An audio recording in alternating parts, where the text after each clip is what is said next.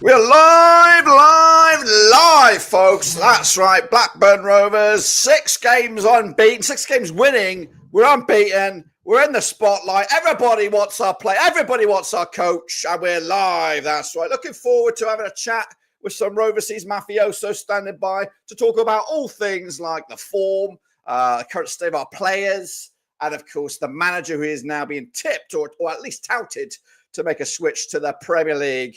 If you're new wherever you are in the world, subscribe. We're live podcast. Please do not swear. Well, I don't really give a shit. You can swear all you like. I've got 3 massive Roverseas mafiosos standing by. Let's take a little look. Let's catch up with John T. He was there yesterday. How you doing, John T? Luton Town. Good vlog.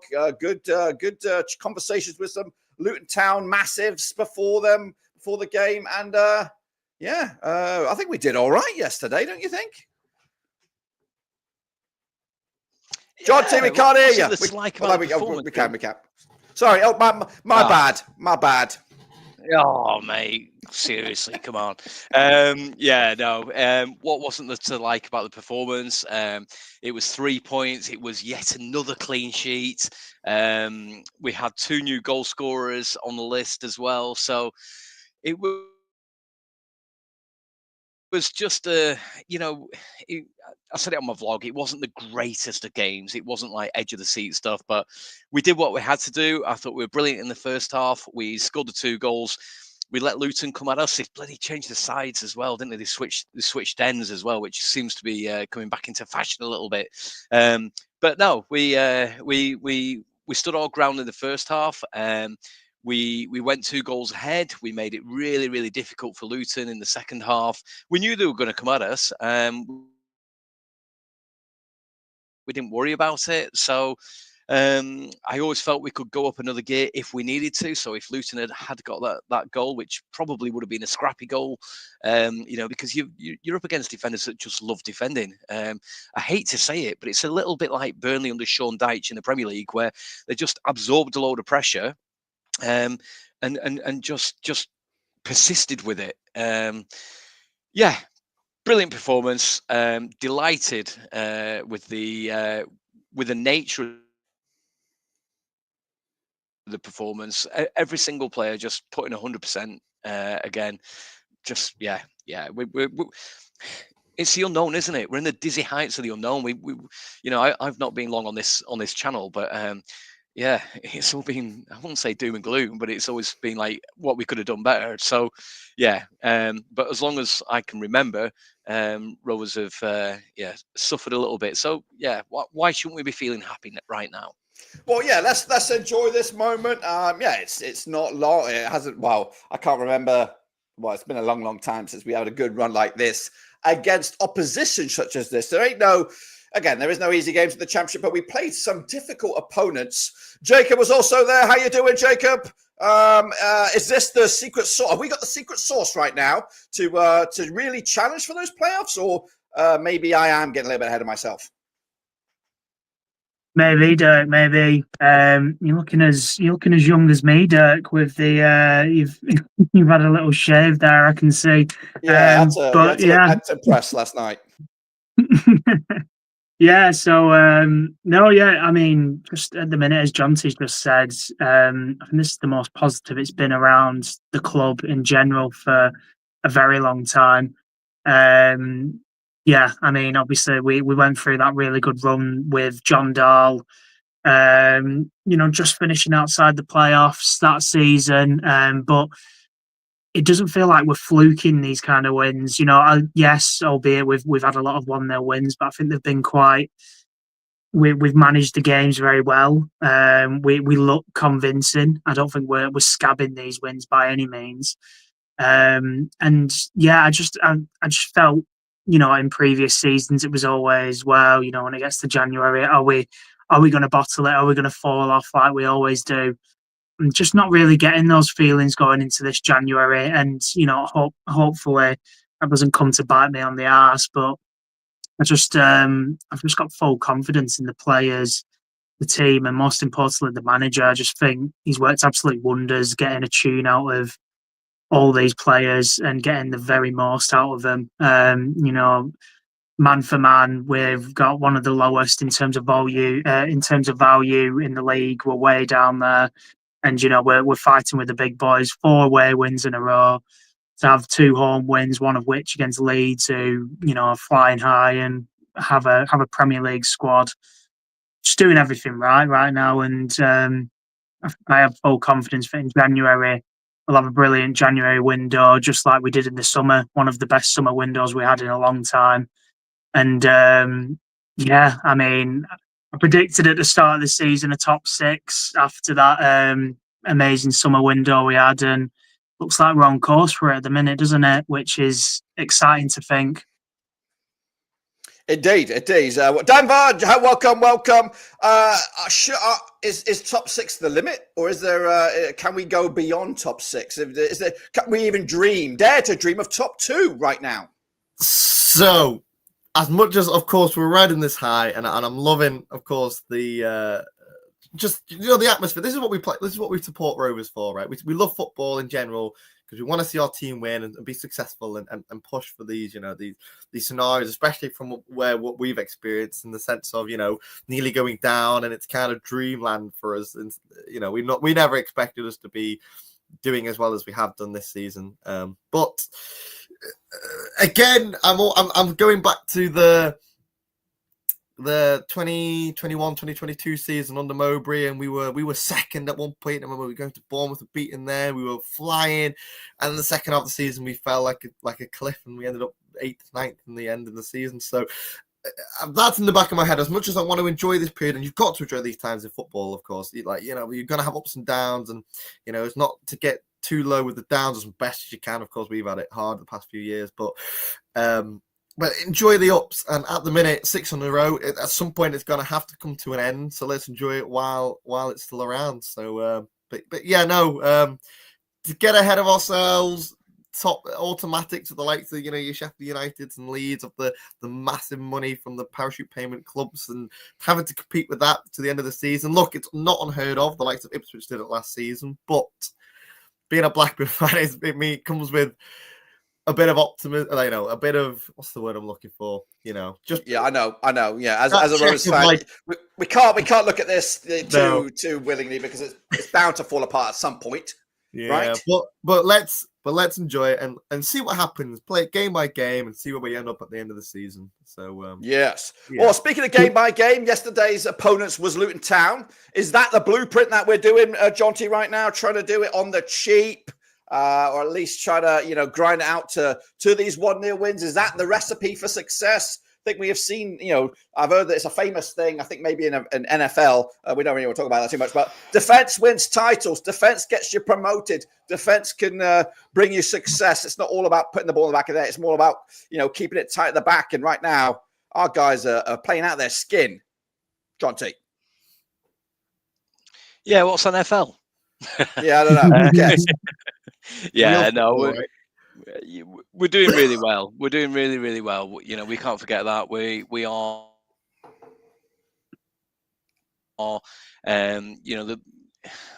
we're just defending brilliantly. And I'm sure we'll discuss this later, but Danny Bart, what a player. Do you know what I mean? He's come in, he's tightened that defence up. Where it used to be Hyam leading the back line, for me, it's Danny Bart leading the back line now. And we're just incredible. We love defending. We love absorbing a load of pressure. And, a lot of teams that we've played recently, especially the last 6, they've just said that their strikers, their forward line just haven't been at the races. But I think we nullify that right early on with your Travis, your Tronstad as well, and we just make it really, really difficult. By the time they get to the back four, they're just knackered, aren't they? They just can't be arsed, It's the best form of getting a win, isn't it? By just defending as brilliantly as these guys are doing. So. And then we hit them on the break. Like I said to you before, really, we're not playing the best football I've ever seen down at Ewood Park. When I cast my mind back to when we got promoted, in years gone by, do you know what I mean? We were playing exciting, attacking football. We were dominant and what have you. But this is 2024, 2025 sort of thing. We ain't going to play like that all the time. But what we are doing brilliantly is defending. We're just making it really, really difficult to beat us. And how many times do you hear that? We're just difficult to beat. We defend brilliantly and see what happens at the other end of the pitch. Yeah. And Luton, can we imagine them still to compete at the top end this season? Were they that bad yesterday? Do you think there's hope for them still, or because? When you look at the mixture of teams that are competing, I think above their station, I think Rovers are definitely one of those back punching above their weight to a point. Luton, not so much. There's a lot of big teams struggling at the moment, and there is a window, there's a chance here for Rovers, I still think. What about you, Jacob? What are you thinking? I think just to come back to what John T were talking about, and obviously you posed the question in terms of the defence. I think last season is proof that the amount of goals we scored was Smodics, but we still found ourselves to the very final day of the season, and stayed up by the skin of our teeth. So the complete polar opposite this season, I suppose. There hasn't been any standout goal scorer. The goals have been quite spread, and we probably haven't scored as many as we had at this point last season. But the real difference is that those defensive stats, and obviously Ainsley Pears deserves his flowers in terms of his clean sheets. And going into the start of this season, a lot of people for even the first 10 games or so were saying he should be dropped for Toff. Those kind of calls have died down, and he's done really well, and I think he's second in terms of XG stop, just behind Johansson, who we saw when we played Stoke is probably one of the best keepers in this league. But what was the question you originally asked to me, Dirk? Sorry. Well, just there's a lot. There seems to be a lot of heavyweights not punching above their weight anymore, or some big clubs struggling. Luton Town being one of them. Rovers definitely punching above their weight, or at least above their expectation. Can we? I did plonk the tweet out there. Dare we dream about? Basically, insinuating that we're definitely serious contenders, because I feel that there is a window for a team like Blackburn Rovers to who many people tip for the doom could actually do this and actually maintain this top 6 push and maybe more.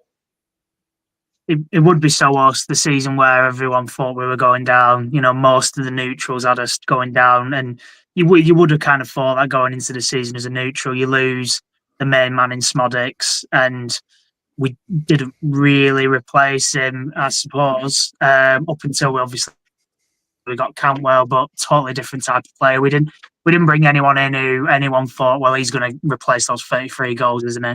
So I think in terms of top 2, it's probably is a step too far, unless we just ride this wave of momentum, which does happen. But to make top 2 seems out of the realms of possibility. But I do genuinely think it could be our year for top 6. We're long overdue that play to make the playoffs, aren't we?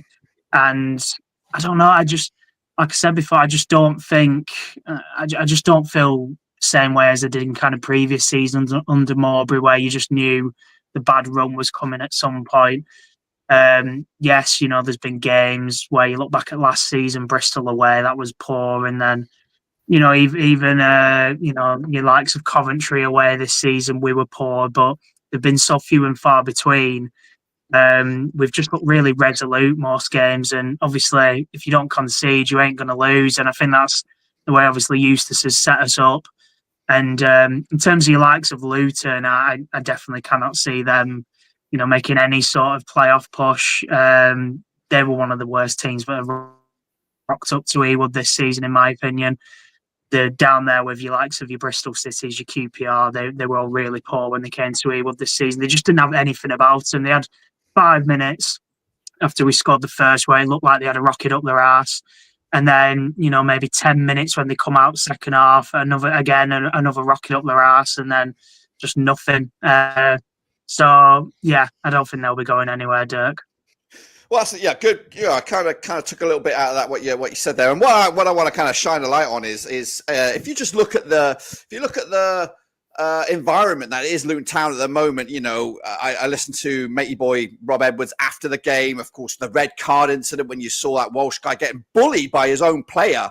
It just feels like everything at Luton Town at the moment is bad karma. Everything feels rotten. And then you look at the Blackburn Rovers, you got John Sterners, you're like, cool, calm, going under the radar. Everything seems to be flowing nicely, chemistry-wise, for Blackburn Rovers. The training videos you see, it's all, seems good spirits. Everything seems to be merry. Whereas, look at Luton, big money spent, or they got the capabilities maybe to drop some money, in the transfer window. But it just seems like, the environment is massive, and I'm going to maybe throw that at you, Denver.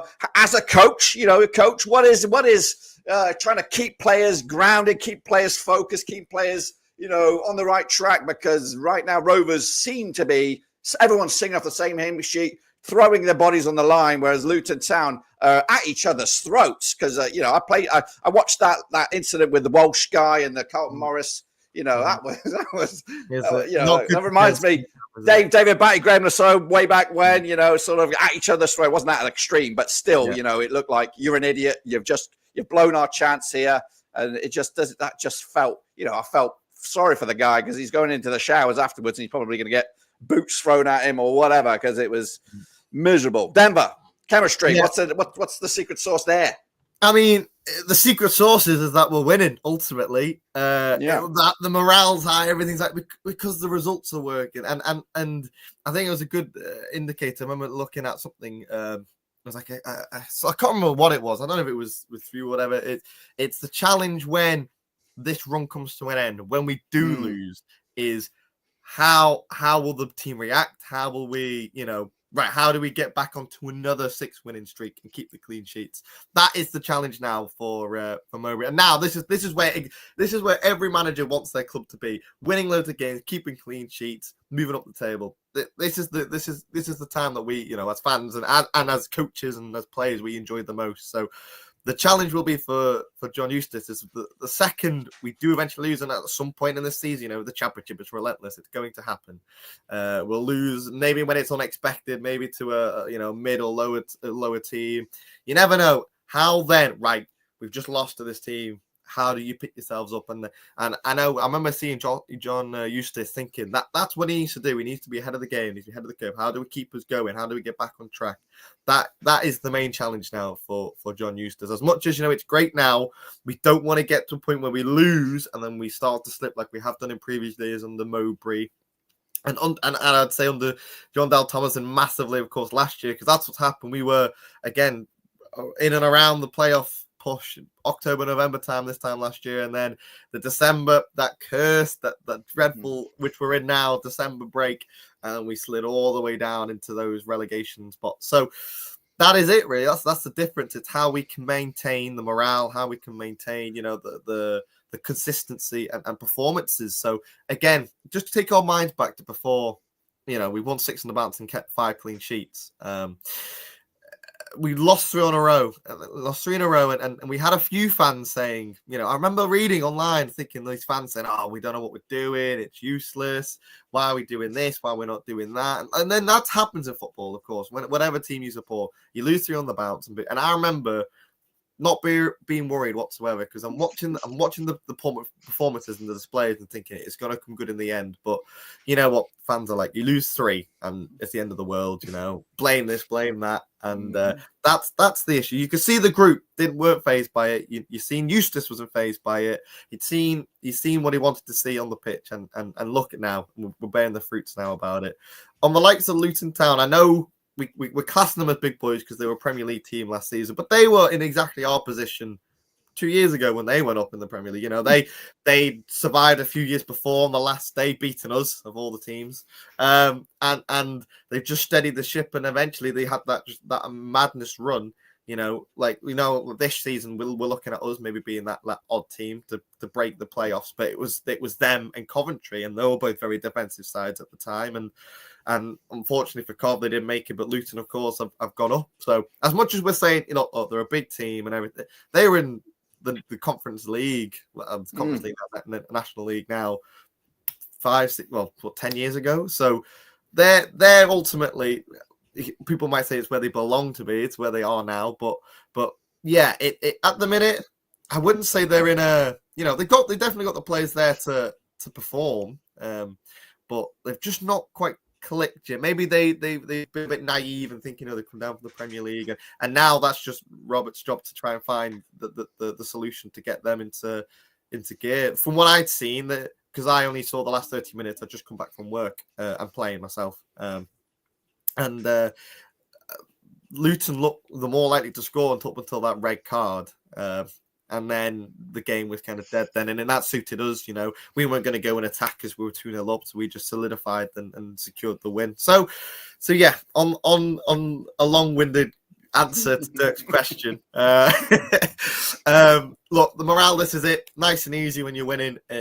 John Eustace's job now is when eventually we do have a hiccup in our season is how to keep it. And I have full trust in John Eustace to do it. I mean, he's been phenomenal since he's come in and even proven me wrong. I remember we're thinking at the end of the season, right, let's find someone to now do it. And ever since, I want to say 5-6 games into the season, I'm watching the football he's playing as a coach's perspective, watching it, just thinking, yeah, this is he knows exactly what he needs to do game by game. Even when we had that 3-loss streak and people were panicking and thinking he wasn't the man and the owners are terrible and the players are rubbish, I just knew. I knew he was it would come good in the end. So yeah.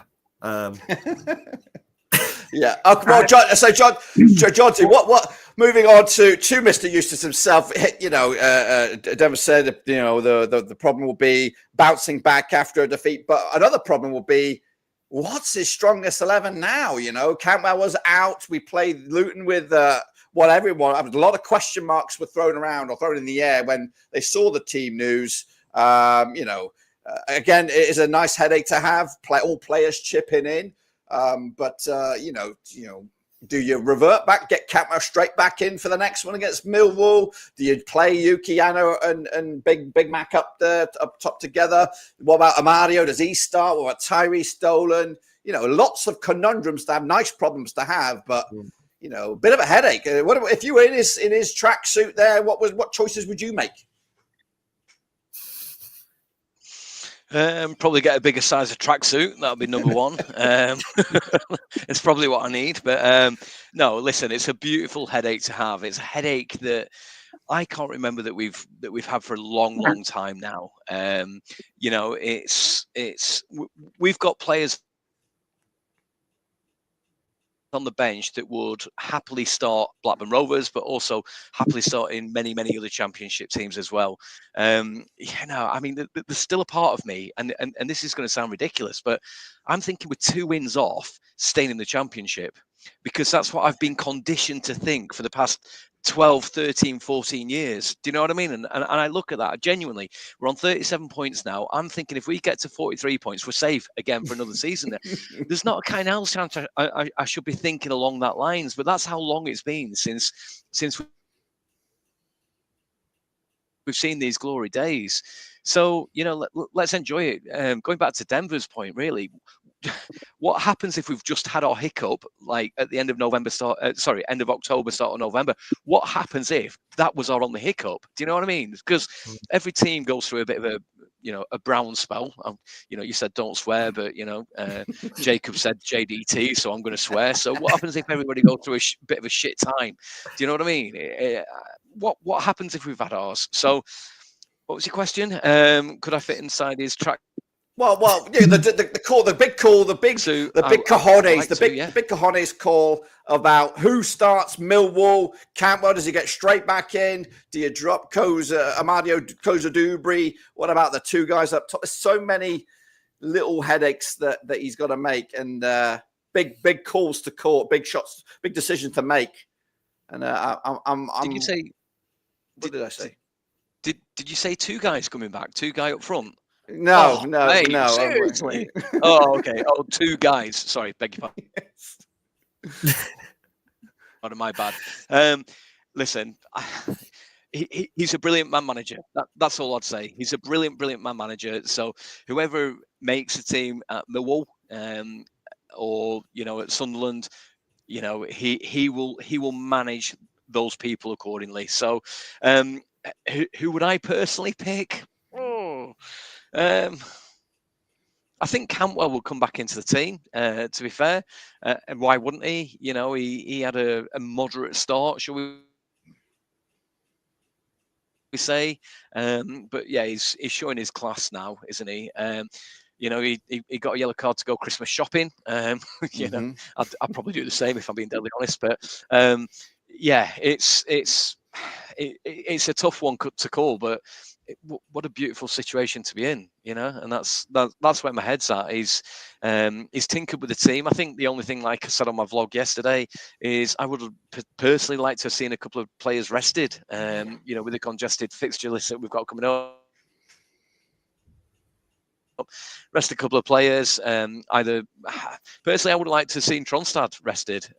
We've seen Travis obviously on suspension, so he got rested. So maybe start with Buckley. And that was another sweet thing about yesterday is that we saw a couple of players come back in that have been on the fringe, that have your Harry Leonards, your John Buckleys. They came back into it as well. So benefit of hindsight is a wonderful thing, but maybe he could have rested a couple of players as well for yesterday. Yeah.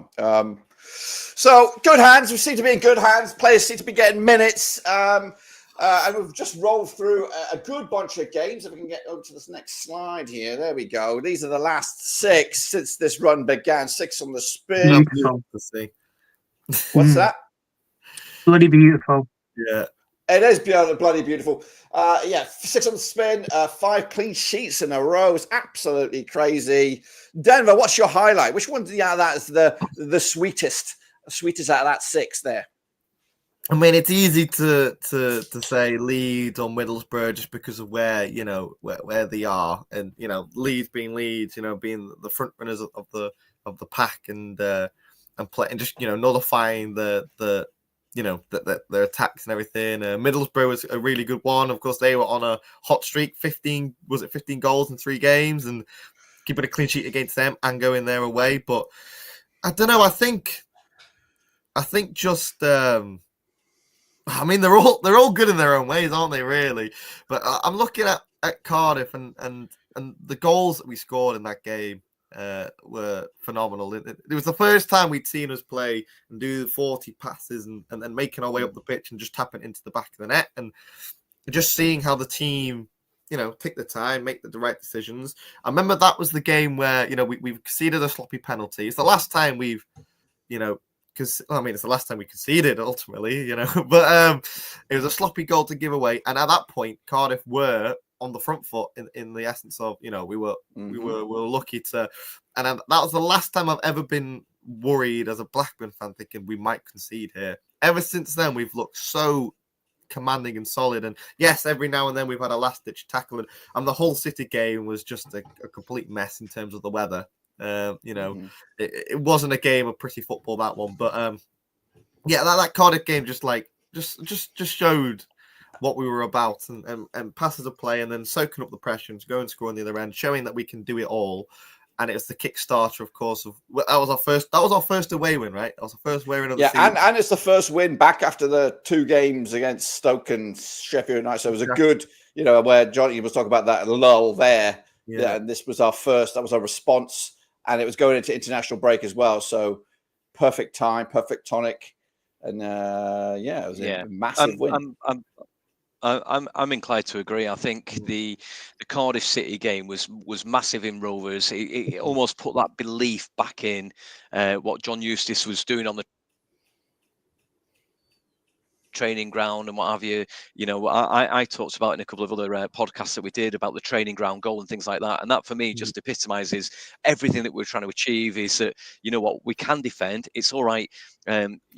To concede if we have to, but also go forward, continue playing the passes, continue just doing everything that we do on the training ground, and that was absolutely the catalyst for us to go to put our belief in that kind of football, and maybe that's just started us on this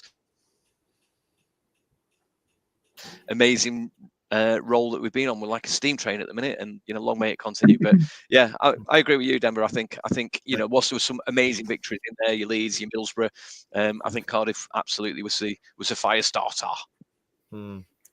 Jacob, what do you think? Are you in agreement with the troops there, or do you think something else floats your boat? I'd have to say Middlesbrough away. Obviously, I was in attendance for that one, and it was a great game, that, and first time I've been, so it was lovely to go there and get that 1-0. And as Denver said, you were going there, and I were contemplating maybe pulling out, because I'm looking at their last 3 results. What was it, like a 4? They put 4 past one, 5 past another, 6 past another, and I'm thinking, bloody hell, we're going to their stadium. They might absolutely embarrass us here, but obviously we really are one of their bogey teams, and it proved it once again. I don't think we've lost there in about 10 years or something daft. It was a brilliant away win, that. Yes, an offside goal, but from, Cantwell, got that goal disallowed. And obviously, that was apparently very 50-50 and he should have had 10 men anyway. A similar sort of challenge that Luton player put in, went in on to Horhashi. He's not had much luck recently with some crunches, bless him. And yeah, it was only a yellow card. So he's clearly not made of glass. But yeah, I mean, obviously, as you were saying to Denver before, asked that question about how will we react if this is the way we're going to react after a bit of adversity with those few games. And, Eustace has been saying whilst we've been on this run, when we do lose, don't let it kind of get to us. And because when we did lose those few games, as Denver was saying, people were overreacting. People were saying we needed to sack him, which was just outrageous. And yeah, just to not take the highs too high and not take the lows too low. And I mean, the players have obviously reacted brilliantly. And I think John Eustace is just exactly what these players needed after having to deal with John Dahl, who was clearly not a man manager from everything we've heard. I think we needed someone who's going to put your arm around the shoulder, going to be a bit more paternalistic and get a lot out of these younger lads, but also brought in the older, wiser heads who were probably doing the same thing as well. And now we're seeing the fruits of. Yeah, we are. It's Dirk, same question to you, matey. Where was our game changer and all of that? Oh man, I don't like getting answers to questions. I like to be in the driving seat. I don't know. I'm looking at it. The Cardiff one was a massive relief. Because we hadn't won away. Cardiff were a sticky kind of team. We barely scored. Yeah. But it just that was a Wyman double, right? And a Baker got the other one, right? Yeah. So it's been a while since Wyman chipped in with some goals, so it was good to see him getting some goals. And it was just a welcome relief. And going into that international break, it just felt like we've got that hoodoo off our backs. Now we can whatever comes these next ones. There was a little bit of. I wasn't expecting much from the Borough or the Leeds or something like that. I thought it's going to be a sticky period here with the next few games. So getting that first one was massive, and I'm probably in agreement with Denver and John D on that being massive, and by such a decent scoreline as well. 3-1 away in Wales, always a tricky place to go.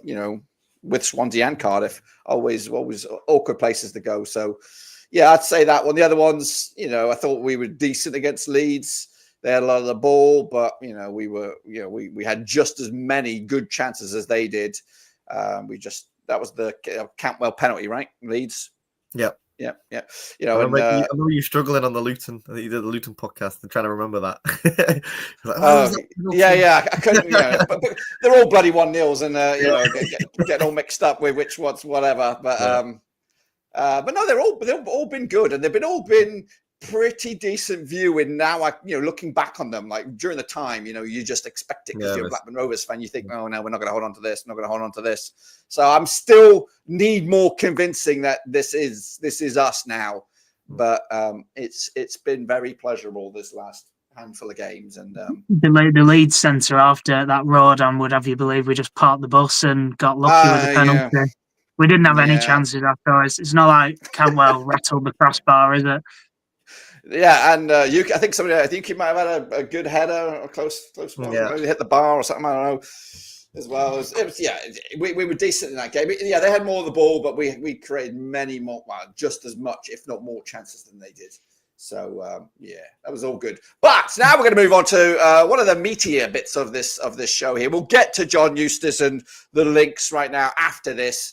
But we're at 21 games right now in the season. We're approaching halfway. We've done one of these already before. We're going to rank the players. S being superstar, star smashing, great.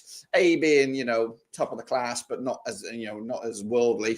And then, of course, further down the rankings we go. There are, of course, some players who have featured very little in here. And I guess we're going to have to take that with a pinch of salt when we get to them. But yeah, we're going to go one by one. I actually going to start with a banana skin here. I don't know if we can do anything because he's on loan. What do we do with him? It's Jack Bale. What do we do with Jack Bale? Before we start, do you by any chance have the one we did couple months ago, just to see a comparison at all? I don't. Well, I probably do, but it's going to take me some fiddling around. I was going to get the points haul you guys gave for the last prediction, but that was more games. I think it was 8 games, and then we haven't played a bunch of them still. I could try and get it. I don't know. No, I don't have the graphic. I would have had to take a snapshot from the video. It's fine. We'll do with that. But I guess for loanies, I think there might be Batty as well in here. We're going to put them down in, I guess not E, but we'll put them in C because we can't really grade them. Anyway, we'll start from the way I see it. Huh?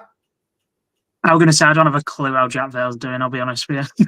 He's got a couple goals. He's at Motherwell, and he's doing all right. But we're going to start from how I look at it. It's going to be Denver, John T, then Jacob. Hopefully I can remember that order. Okay, and they seem to be in attacking order first. So we're going to start with Denver and Mr. Yuki Ohashi. Before we start, is the red to green, S to E meant to be the other way around, or was that? No. It's the generic tier list thing. What we should do. This is what we should do. We're going to rank them from A to E, and whoever's in the A category at the end of the ranking, we'll see how many there are in there. Let's say there's 5 in there. I want to put your top 2 or 3 in the S. Okay. So Ohashi. Let's go. Ohashi is. I mean, it's a tough one because he was on fire, and I think the song that we've given him has done him a bit of a discredit in terms of all these goals that he's meant to be scoring and he isn't. So, but then for me, it's the off-ball stuff that he does really, really well. He works his socks off. He works so hard for the team, winning fouls high up the pitch. I mean, he's got a man sent off in the last game alone. All that kind of stuff just adds up and it just benefits the team as a whole. And he's been so good at that. I know he's had a bit of a drought for goals, but he's popped up in other areas of the pitch and really become an asset of the team. But again, you're a striker. You'd want him to score more goals, so you've got to bear that in mind. For me, it's as good as he has been. I think it will be B. I think in my head, I think high B, maybe low A for Ohashi. Just of course, you think 5 goals. You want someone to go on and kick on and maybe get a few more goals, be the front man. But you've seen how much other teams have rated him.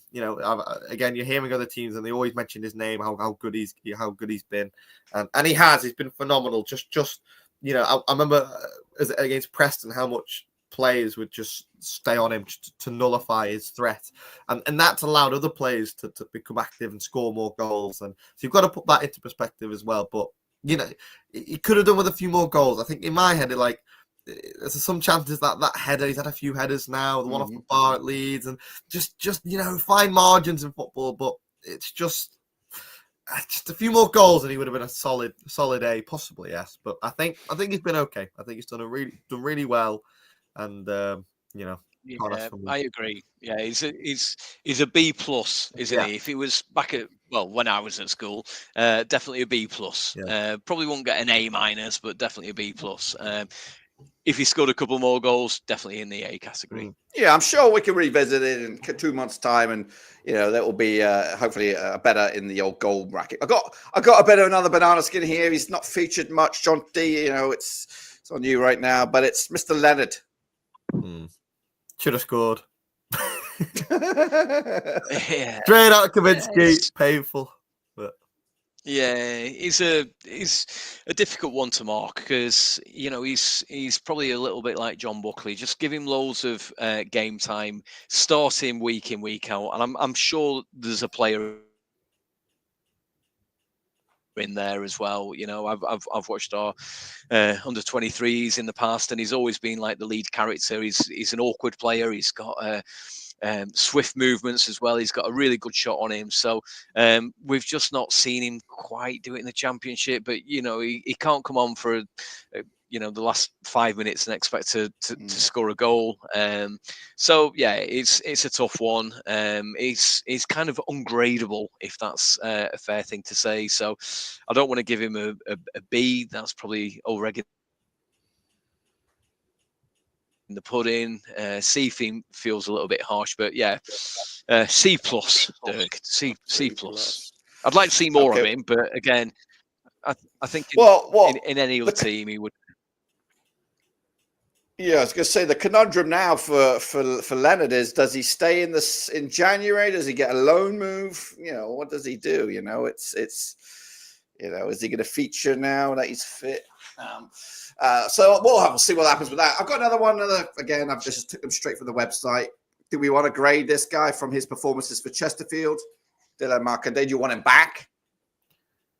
I'd definitely put him in an A for how good he's been for Chesterfield anyway. Their admin on Twitter's waxing lyricals about how good he's been. I think the tweet literally was, "How good is Dylan Markanday?"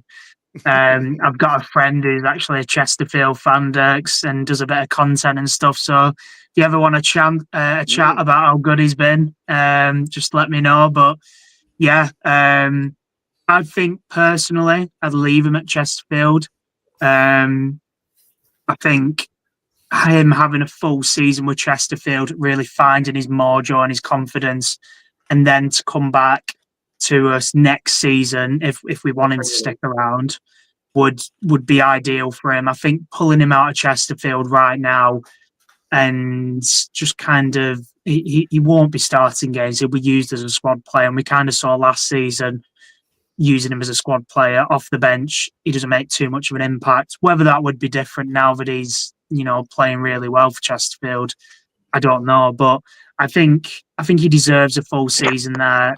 Hopefully, maybe get them the playoffs or whatnot, and then come back into things next season, hopefully, and maybe make an impact. Because Spurs fans were gutted when we took this kid off their hands for not a whole lot of money, so there must be a player in there. I just don't think he's had a fair crack of the whip really at Rovers. So let him have his time at Chesterfield, and maybe we'll see the best of Dylan Markanday next season in a Rovers shirt. Yeah, or maybe I did propose this on a thing. Maybe recall him, send him to a League One club, because I think he's probably too good for League Two. Maybe League One needs some reps there, but. Good, yeah. I don't think he'll play for Rovers this season, but definitely a headache to have. Okay, back over to Denver. A good one, this one. Of course, you can just grade him off for that one goal, but Mr. Wyman. Oh, put him in S already. No, but Andy Wyman, just a really good, experienced head. I'd almost say we've missed him, but we've won 6 in a row, so.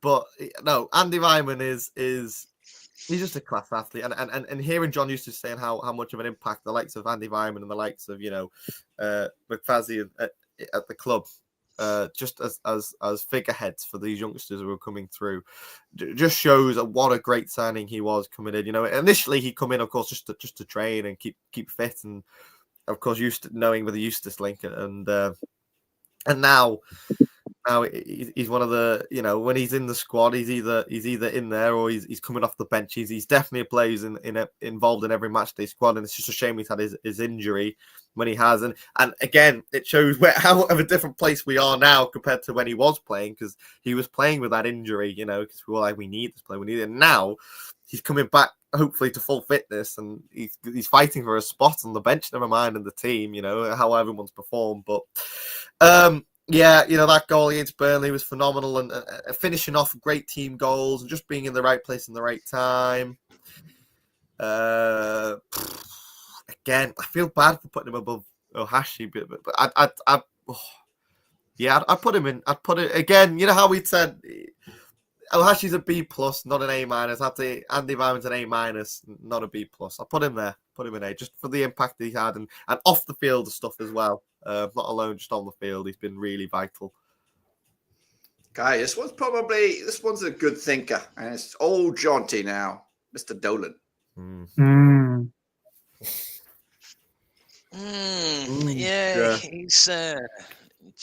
Yeah, he's he's a tough guy to call. I've said it before, I'll say it again. He's one of those players that you don't want him to play against you, because you just know he's going to come back and haunt you. But You know, he shows glimpses of brilliance. I think over 90 minutes, you'll see 15 minutes of what he's capable of, and the other 75 minutes, he's all right, or he's sometimes a bit of a passenger as well. He's better than last season, so I'm going to put him in a B, because last season I would have put him in a C. This season, I think he's taken a little step up. It's that togetherness, it's that man management that I've already talked about, where he just probably needs that arm around his shoulder, tell him that he's brilliant, and you know he's got potential to be an A, definitely. But yeah, he's a B. Yeah, He's so frustrating. So frustrating. I mean, he's away at Sheffield Wednesday, and obviously we were watching that together, Dirk, and you just wouldn't have known he was on the pitch, really, would you? But then you get games like Leeds at home and gets man of the match, gets the penalty, and just shows what he's all about. But it just seems like he can only ever perform at home. I don't think, I can't tell you an away game he's ever actually turned up. And yes, he scored the offside goal at Burnley, and he's very hard done by with that. But you know, other than that, he didn't really do much that game, to be honest with you. It just seems like he maybe just hides a bit when we're away from him, and I don't really understand why. But yeah, it wasn't started yesterday, which was surprising, and maybe a kind of statement from Eustace, the fact Mario gets the start over him, and I'm sure Dolan he didn't even get off the bench, Dolan, did he? So probably wasn't too happy about that. No, but you also got a bit of a headache, Micah, here, Mr. Big Mac. Yeah, I mean, if you were asking me this before Sheffield Wednesday, probably would have been a bit different. I mean, that Sheffield Wednesday game obviously got his goal, and then yesterday and the effect he after getting that goal at Sheffield Wednesday, it just seems like it just completely changed him just in that moment. And I'm sure he obviously kind of wanted that monkey off his back with the not scoring the league goal. And I'm sure obviously we're getting on top of him and frustrating him. And, you know, he had missed a sitter or two. But yesterday was brilliant, weren't he? That assist for Mario was superb, working out of that, beating two men and then playing it to Mario. And, you know, obviously the second is an assist, really, is it? Yeah. It was an awesome assist. Eustace called it. Obviously completely fumbled it. But, yeah, I mean, but the goal at Sheffield Wednesday, that's exactly what, you know, we brought him in for. A brilliant cross from Joe Rankin Costello, towering header, bang, and it's in. And, yeah, and then after that, you know, put his body on the line, getting that block. Would have completely changed the game if he weren't there. I think before Sheffield Wednesday, I probably would have said a C or maybe even a D if I was feeling really harsh, but I'll probably give a B. I think it's worth remembering that at the start of the season as well, he was instrumental in a few goals in terms of his assists as well. So I think he's got 5 assists and 1 goal now, I'm going to say. So he's not doing too bad this season. And yeah, considering he's not started that many games either, he's been more of a bench player, hasn't he? So I think we're getting to a point now where Millwall away, personally, I'd be starting Maktar up front, drop Ohashi and get Cantwell in there. That's my opinion. I really, really do like, you know, Maktar Gay. Just I feel people getting on his back, and I get it. You've got someone up to side similar to Hashi. You'd like him to get a few more goals, but what he offers, strength. Just thinking of that flick on for Vyman and that goal, and just what he provides in that team, he calls it a problem. And you know, if he doesn't get sent off in that game, we probably have a different light. You know, it's just his attitude. It's just honestly, as a coach, you'd love a Maktar Gay in your squad. At the minute, he's just a slightly better Sam Gallagher, as we say. The issue with Sam Gallagher, he'd go missing in games. You know, he'd work hard, but there wouldn't be much end product in the sense of, you know, it always the game would break down from him. You pass him the ball, he'd either lose it or it wouldn't. You know, he would be what the cause of the breakdown of the play. Where Maktar just seems to find it really, as much as he's not scoring, loads of goals. He's getting the assists. He's causing problems. He's holding off defenders, letting all of the rest of our players get into play and scoring all the goals. So we've got to bear that in mind and what role he's playing. Yes, again, he's a striker. He's not scored lots of goals, but he's so instrumental in what we've done at the club. And then because of Ohashi's form, he's just been slightly out of it. And again, just if he hits form and he starts firing, he'll be some player. So. Yeah, I agree with where he is now. I agree. When you said D, I was like, oh, poor guy. Like I think he thought it. I don't think it was a D, but definitely a B. Maybe not a B plus, but I'd say a B for now. But yeah. Well, that was Jacob's one. This is your one, Denver. E. Joking. No. Yeah, just unfortunately, mate, with the amount of injuries he's had, he's meant to come in and have been this big player. The Todd Cantwell before Todd Cantwell, as people might say, and just he started off well. But I remember watching him when he was scoring the goals, thinking, "Oh, he's not 100% here. Like we could get more here." And he's just not quite hit the heights that we would expect from someone who's been playing, in Champions League football. I know that gets branded around with him, but remember who he was playing for? He was playing in Russia, So, look, I think. He scored a good goal against Oxford.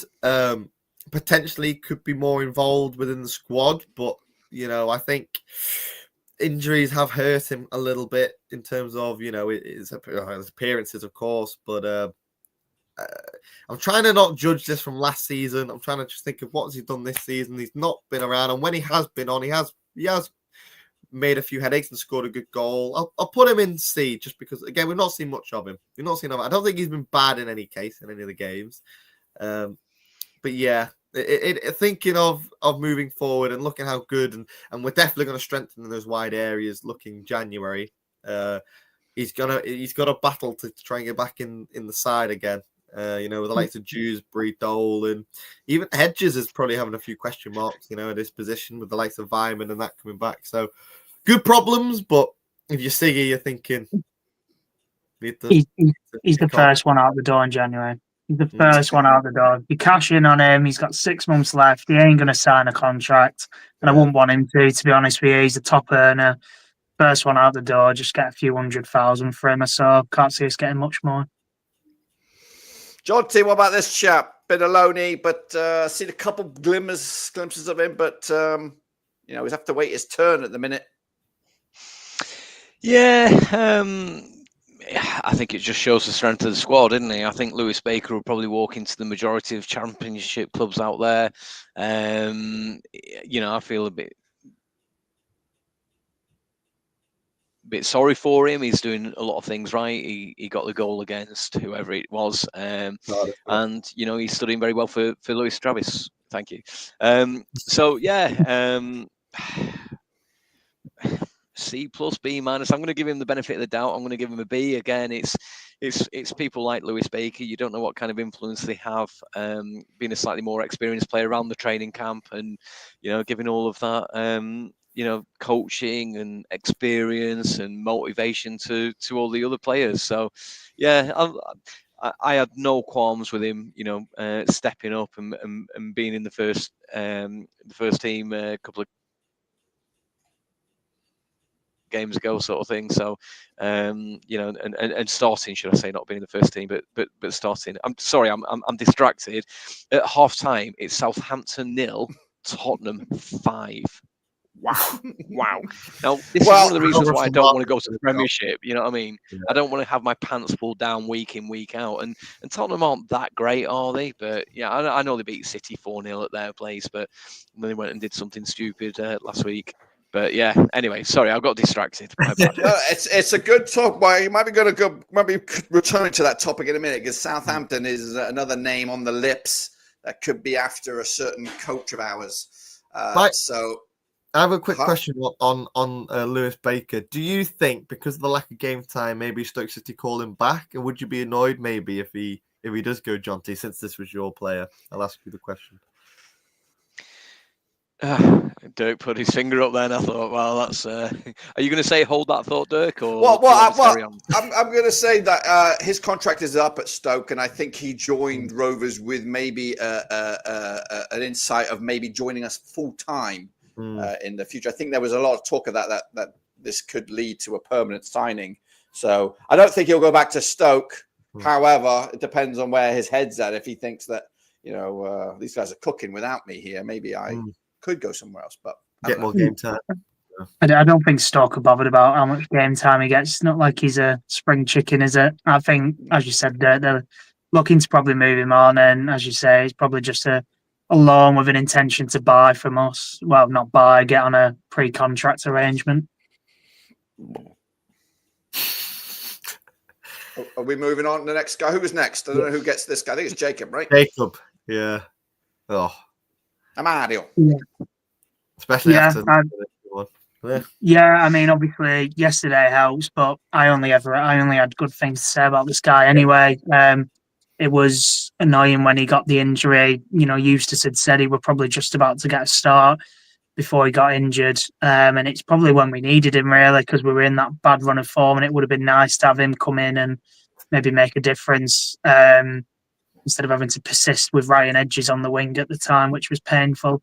So, yeah, I mean, he comes in yesterday, full debut for the club, and, makes a real impact and gives Eustace another headache now.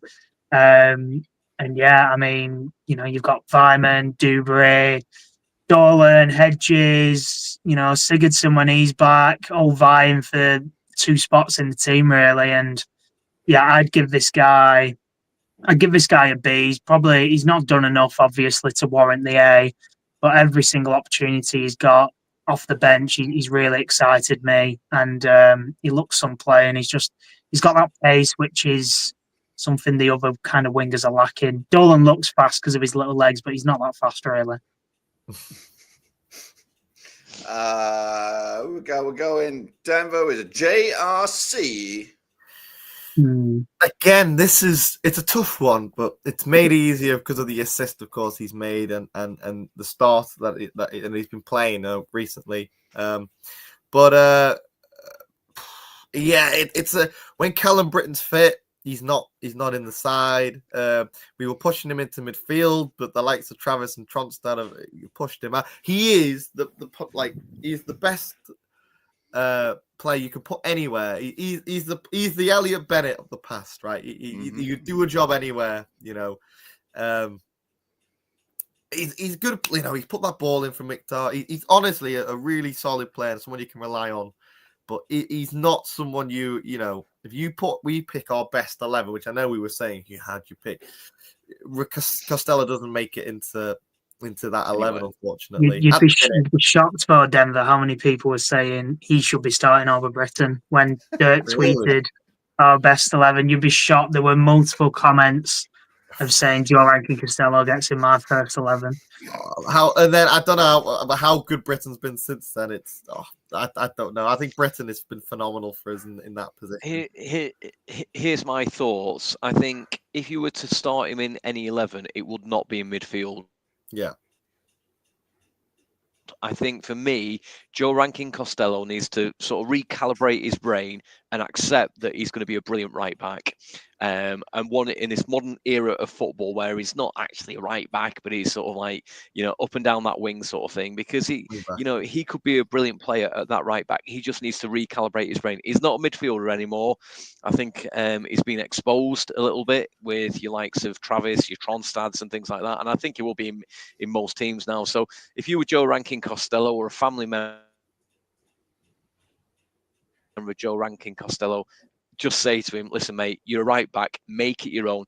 Do what you do. You do brilliant at right back, because we've seen him a couple of times in midfield. And, I used to get excited about watching him in midfield. Not anymore. He just needs to make that right back position his own.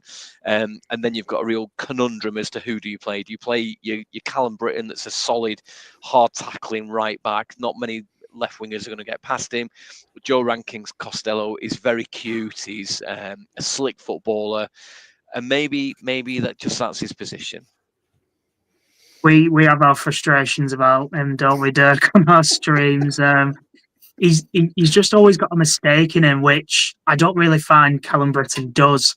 Yeah. But he chips in with goals, which is something Callum Britton doesn't do, to be fair. You know, the goal at Plymouth, he scored one. Second home game of the season, he scored, I think, when he was playing on the right wing. But then my mind goes to Cardiff away, giving away that stupid penalty. And then Blackpool at home in the Cup, he's playing in midfield and he gives the ball away. And he does just have a mistake in him, and for me as well, he's just a bit too slow to be a fullback. It depends on how you you've got, every team has their troughs and the benefits and drawbacks, and if he's a bit slow to play, you accommodate with other players around him. But and as much as we were saying how he's made these good points and bad points, Callum Britton, some of the balls he puts in, you have a Mick Targay in there 9 times out of 10. The reason why he plays in that position, he takes corners, is because he has a hell of a ball, and he has made mistakes in the past. I'm trying to think back to when we have lost at home. I remember he's given a few sloppy balls away. I can't remember who it was. I want to say Sheffield United. It might have been where he's cost us. And every player is capable of doing it. We're all human at the end of the day, but I think just what Callum Britton just offers a little bit more defensively, which is what he's there mainly to do, but some a bit of trickery. He has got that bit up his sleeve. At one point, we I think was it Eustace or Thomas? I can't remember, but they played him more advanced because of, I think he scored that goal against Millwall, and they were thinking, he might be a bit higher up the pitch, and never quite worked. But JLC, shall we put him somewhere? Yeah, where's he going? I'll put him at C for now, just because. Is it you? Is it on your? Is it in your? It was mine. It was mine. Okay. I'll put him in C. C. He has chipped in with the goal and here, there, and everywhere, but just because he's not getting in the side consistently for obvious reasons, I think we just got to put him C plus is where I put him. C plus. Well, this is probably an easy one, Mr. Tronstad. Jonty. Yeah, he's exceeded all expectations, I think it's fair to say. So he's categorically an A. I'm not afraid to say it. I questioned in the sort of shitty spell that we had. We agreed that we could swear, didn't we? In the shitty period that we had, end of October, start of November, I was worried that he was Travis and Tronstad were too similar. But now, we're seeing Travis go a little bit forward. Tronstad is doing the brilliant stuff. The ugly stuff brilliantly. He had a couple of mistakes in him yesterday, but you can live with that. He's turning out to be one hell of a player. Again, it pains me to say that because he was one of JDT signings. But no, fair play to the guy. He's definitely A plus for me, categorically.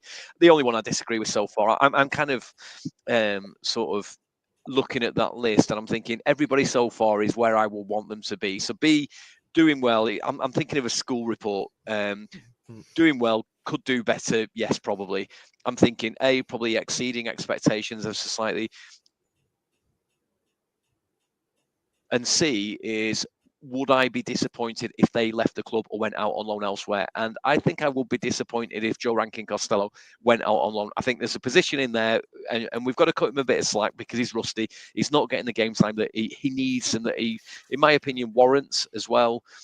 You've got that balance. Do you want the hard tackling, stern guy like Jacob said at right back of Callum Britton, or do you want that slightly more advanced player that has a bit more up his sleeve in the final half of the pitch, sort of thing? So, you kind of want a bit of a mixture of both. You want the you want to see a bit of Callum Britton at the back in Joe Rankin Costello, and you want to see a bit of Joe Rankin Costello and Callum Britton when he's going forward. So it's a bugger's muddle. It's a lovely problem to have. But the only thing I disagree with so far is having Callum Britton in the C category, because I want them gone, or I would like to see them out on loan to improve the game. Sigerson, for me, is an E. Piss off. Okay, where were we? We were. Jacob is next. Okay, we're going with. Let's do the other one then, eh? Probably the same. Trav. Let's just. My best mate. Yeah. Tight. Yes, you wrote, lucky bastard. I'm just. Yeah. You want to talk about Trav a little bit? Well, I'm just putting him in an A because he has been great. Yeah, I've had to eat some humble pie this season, Dirk. Seasons gone by, I've not been his biggest fan. I've thought he's been quite limited as a player. He's always done the dirty work brilliantly, but in terms of kind of maybe offering more than that, I feel like in seasons gone by he kind of hasn't. But this season, I think maybe Sondre being there to kind of take that spot of doing the dirty work. He still chips in with stuff, Sondre. I mean, that ball down the channel for Yuki yesterday was brilliant and, ultimately created the goal. But Travis, it's just allowed Travis to add a couple of goals to his game, which isn't something we've really seen. And also just some of the passes he pulls off. I think Kevin De Bruyne would be proud of him. And I just, in terms of being a captain as well, I think he's just really grown into it. I think he obviously appreciates the fact that Eustace has come in, and it seems like from the very moment. I'll in a second. In terms of Eustace coming in, and obviously, I think from the very get-go, as soon as he entered the club, Eustace has been on the phone to him and said, "I want you back. If you'll come back, I'll take you. You'll be my captain." Dom Hyam, the badge was straight off him. He's not even got the vice captain Dom Hyam anymore. So I mean, he's been amazing. He's my player of the season so far, which is something come from me. And had the pleasure of shaking his hand at Cheshire Oaks the other day and thanked him for being a brilliant captain for us. So did you say all the bit before? That you thought he was, not very. That might be why he was a bit scared when I went, "Oh fucking hell, it's Lewis Travis." He looked a bit stunned. He's been amazing, and him and Tronstad, I think, are key to where we are right now. And without them, we'd be toast. We're going to give this one to. Sorry, was it John who wanted to come in there? Sorry. So someone said they wanted to come in, I think, at one point. No, it was me. I think for me, Lewis Travis absolutely bleeds blue and white, and I think Lewis Travis just completely and implicitly trusts Tronstad in the middle of that field, which is now allowing Travis to go forward and play that, some of the killer balls and to take like a bit of a gamble, knowing that he's got a really, really good lad that also bleeds blue and white behind him, sort of thing. He's a tough tackler. He's a clever footballer, can read the game brilliantly, and that is, and I think the two together now is actually showing. It's paying dividends for us because Lewis Travis was always a slightly more defensive. He was slightly more worried that if I lose the ball further up in the field, that who's there to pick up the pieces. Now he absolutely implicitly trust Tronstad, and I think that's why we're seeing it work so well. Travis is a little bit further forward when we're going forward, and it's beautiful to watch. Mm-hmm. Yes, been amazing. This guy has not had the chances, but I know John is a big fan of. But Denver, you'll get the rundown on Mr. Buckley.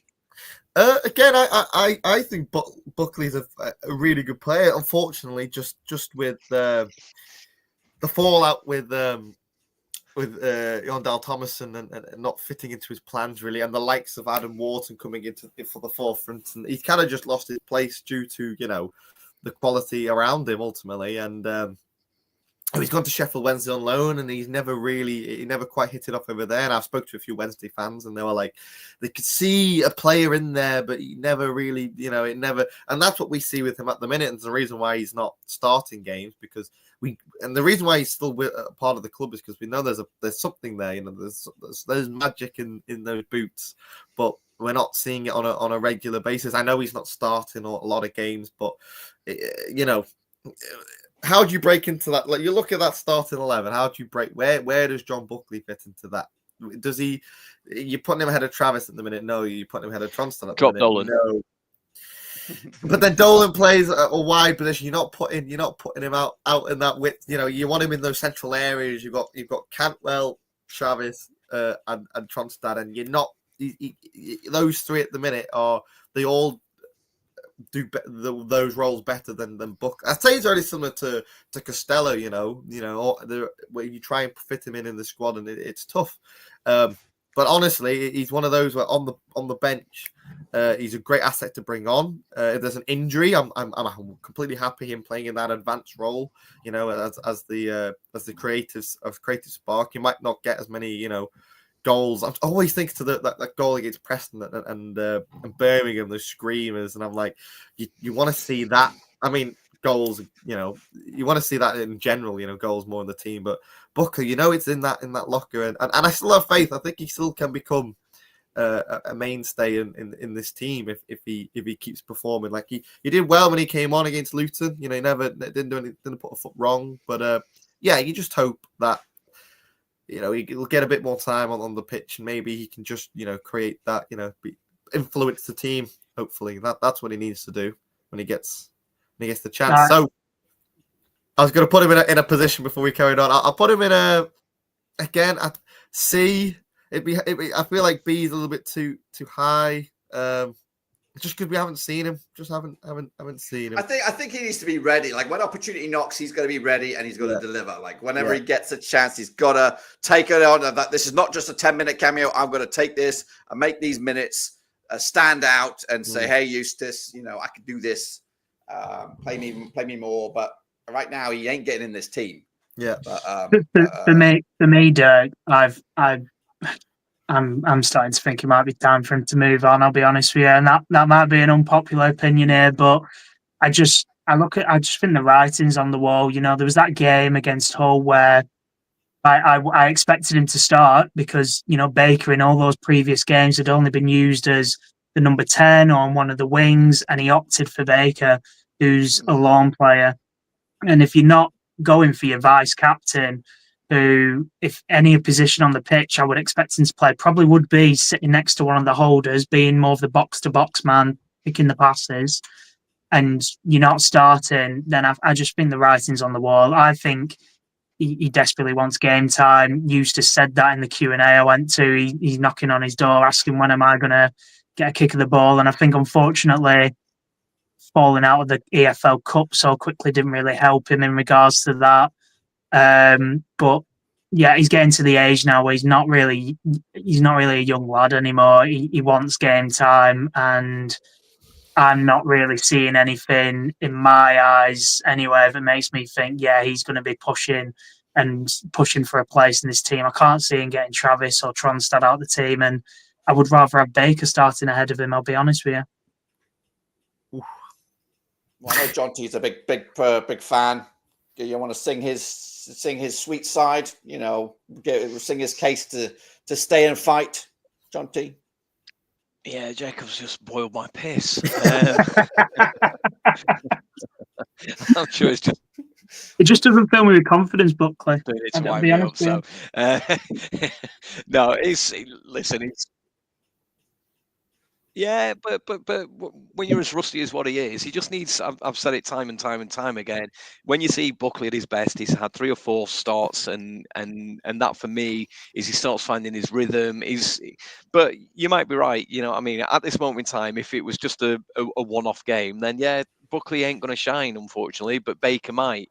Buckley might shine in 5, 6, 7 years' time. Just coming off the bench. Maybe he does need to move away, and it pains me to say that. So I don't think he's a League One player. I think he would, I think, somebody like Bristol City or somebody like that. I think he would start. He would, do well for somebody like Bristol City as long as he doesn't get injured, and he got plenty of game time. Somebody like Bristol City. Who else is sort of mid-table? Oxford. Plymouth, Portsmouth. Yeah, I wouldn't say Plymouth. Steady on. Wayne Rooney's Plymouth, that is. He'd do all right at Bristol City. Bristol City, my lover. It just pains me to say it. I can't talk about it. Move on. Well, actually, we're moving on to you, Jonty, and you get the Welsh wonder, Mr. Hedges. Oh, mate, do you know what? I was writing down, right? So I predicted that you were going to give me Harry Pickering, so that's what I was writing down. Coming up soon. Oh, is it? Okay. No, that's who I thought I was going to get, Still the biggest frustration. If for me, if Jacob flicked his hair to the other side, I think, we've got a spitting image and he grows a bit of a beard, I think they're kind of broadly similar. Growing the beard, the struggle there. You're with me, Dirk. Thank God for that. Yeah, okay.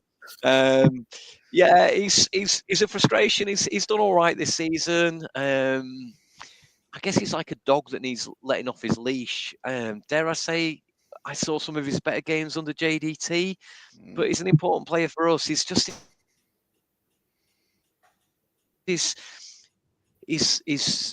final couple of touches, sort of thing. That Watford goal, it still excites me. The one 17, 18 months ago, something like that, where he had a couple of keepy uppies and then scored it, and that's what he's capable of. And I think that's the frustration. If we hadn't seen flashes of stuff like that, then yeah, it just probably blend in. So listen, he's not a C, because you know my thoughts on the C.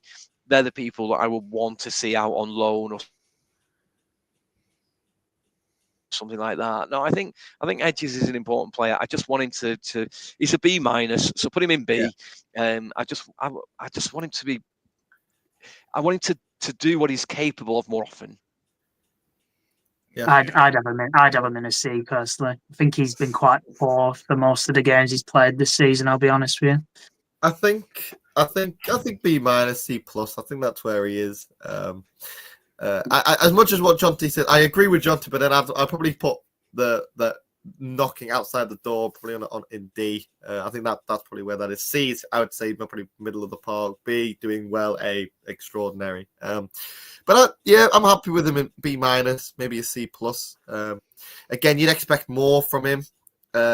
Just that bit of there's something. It's same with Buckley. There's but the difference between him and Buckley is we're not got the luxury of fantastic wingers at the minute, and that's what JDT is looking to bring in the January transfer window.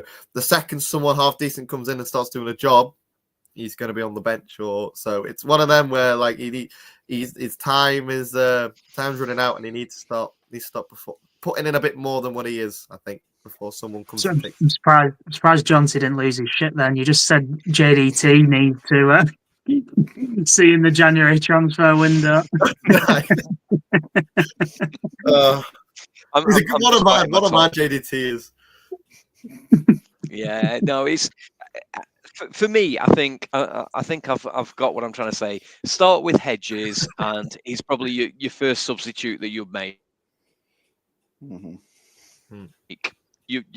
You would, yeah, after 50 minutes or 55 minutes, if he's not, turning the game around, or he hasn't seen the flashes of brilliance that we know he's capable of, then yeah, just he'd be the first substitute that you bring off and what have you. But when's the last time we seen that? Was it Watford? I genuinely couldn't tell you the last good game Ryan Edges had. Brutal. You're saying that, but I don't know. He's a frustration. He's a frustration, but he causes the opposition issues. I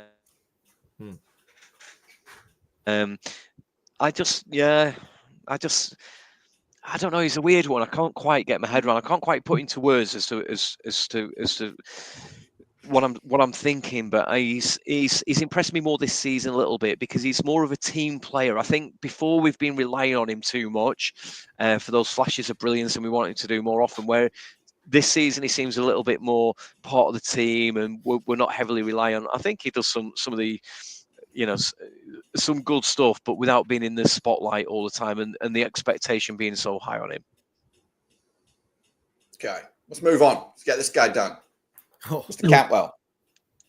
Yeah, he's an A for me, Dirk. I kind of had no doubt really that he was going to come in and just do the business. All this talk from the Rangers fans and whatnot, I think it's clearly what he needed in terms of a man manager from Eustace. Get the arm around him, tell him how brilliant he is, and yeah, he's just some of the passes he's pulled off have been stupendous, and he should probably have a couple more goals to his name. He's been really unlucky with obviously the offside goal at Borough, and then there's been a couple shots here and there that, he was so close to burying. There was one where he hit the crossbar of the post or something. And then there's the Leeds one where it was the half volley and it just went wide. He can see what a lot of players can't see. And in terms of unlocking a defence, there probably isn't many players in the league who are better at it than him. And also, he does put a shift in and put himself about and isn't scared to put a tackle in, which you would kind of think he'd be the player to be exactly that. Bit of the pretty boy and whatnot, but he really isn't. And I think the only one thing I'm a little annoyed about is the petulant yellow cards. The fact he's somehow racked up 5 yellow cards and he weren't even here at the start of the season like Travis is not worrying, I suppose, but just kind of annoying. He can just quite easily cut that out of his game, like kicking the ball on the pitch against Sheffield Wednesday and getting that yellow when it would have reset after that game if he hadn't done it, and he was literally going off. So there was just absolutely no need for it. It's just stupidity. But if that's the worst thing I've got to say about him, then I think that shows how good of a player he's been for us. I think for me, I'd put him in the same area as Hohashi and he's in B. So I'd probably put him in a B plus or an A minus. I'm happy with, but as good as he has been, I think there have been times where you're like, maybe that was that the right option? Was that the shot? Maybe the lack of goals, but again, you maybe because he doesn't have that emphasis because he's in a little bit of a deeper position. He doesn't, you're not putting him in the spotlight thinking he needs to score these goals. I think he's been one of the best assets that we got, and I was so excited that we signed him and seeing his quality in the pitches. Just having him in that squad makes him that amazing. I know we didn't have him in the last game; we played really well, but just little things where I know he's tenacious and he'll work, but sometimes he'll do too much, and it's just doing the right thing at the right time. I remember one time, I think he's tried to jump past 3, 4, 5 players, and then he's lost it, and it's like, do the bit of magic, and 9 times out of 10 he will do it. He'll put a great ball in, it'd be fantastic.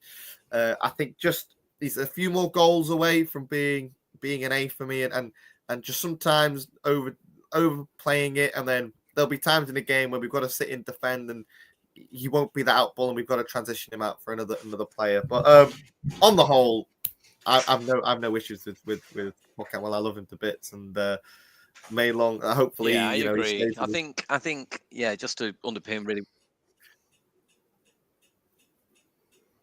Sorry, I've got a really bad connection, so I'm sorry if I interrupt him. But just to underpin really what you guys have said. I mean, we scored more goals without him. We're scoring fewer goals with him, and testament to that is all the 1-0 wins that we've had, and then yesterday we won 2-0. Just other team always looking to pass the ball to Todd Cantwell and relying too much on him, sort of thing, because he is class, he is quality, he is, you can see that he can take on players and what have you, but are we too reliant on him? He's a good player though, great player. He reminds me of I was thinking before, like when I saw him on the left hand side, so sort of some of his touches and things like that, and cutting in from the left hand side, sort of like Scott Sellers from like 1980. Wow. Yeah, me and Jacob have no chance. 1988, 1989 sort of thing. He's But we're just for me, we might be a little bit too reliant. We're giving him the ball, maybe a little bit too much. He needs to be maybe a little bit more of a team player when he's actually in the team, sort of thing. And just he takes players with him, and he constantly wants the ball. If you look at him off the ball, he's constantly shouting for the ball and gets a little bit frustrated when he doesn't get it. So.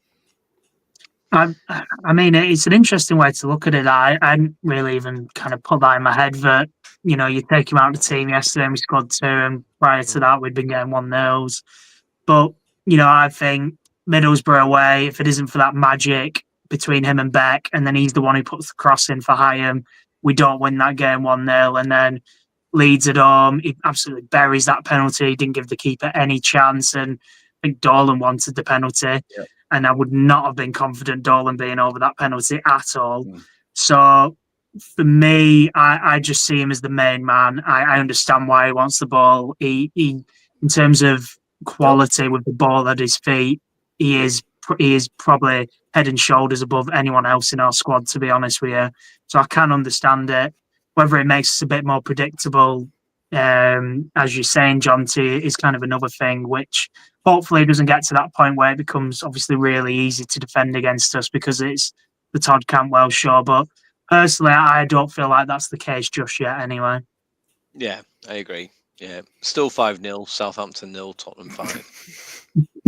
Well, we're going to go down to these next three are hopefully quick and easy. They're all injury or very limited action. We're going to go Denver first. The Beast. See, now, what are we... Well, this is a different question and answer. Johnny's like, what? What's going on? Yeah, in terms of... because he has been so influential at training, in the dressing room. Everyone's thinking it now. Burnley away on the touchline, giving instructions.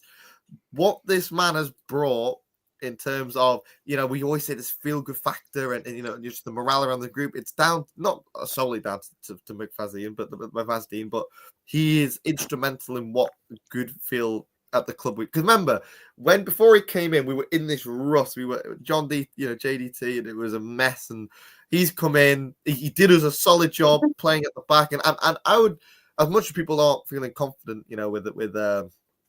with possibly playing him at the back now, I still, he has come in and done a job in the past. We've got Danny Batt now doing a job currently while Hayden Carter's injured, and the likes of John, Jonty saying now is the main man. So you never know if Hyam will be the one who gets dropped or whatever when Carter comes back, or if Carter can even get back in the team. And Scott Wharton, we're blessed with centre backs, but he just, honestly, I think he's one player who you've seen him when Hyam scored against Middlesbrough, coming into, really in his face, congratulating him, that does wonders in a squad. So if you're asking me on performances, he's done nothing, but I'd almost put him in A just for what he provides.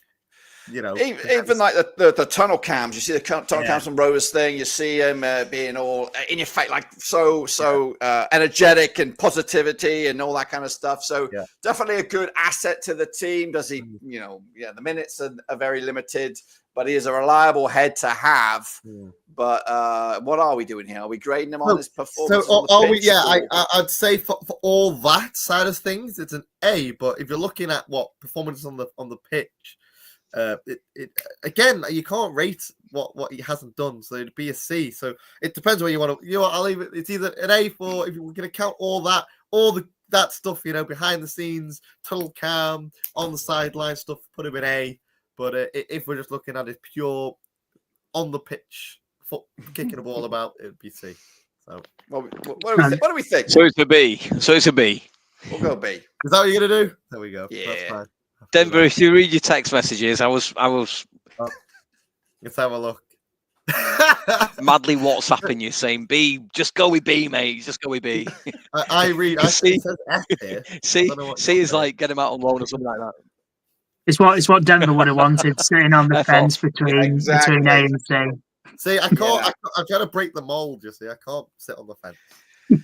We that's the New Year's resolution. Okay, I don't even know if this guy played. It's been that long, but he is a key name of the squad. Scotty Wharton. No, he's not played. No. So what do we do?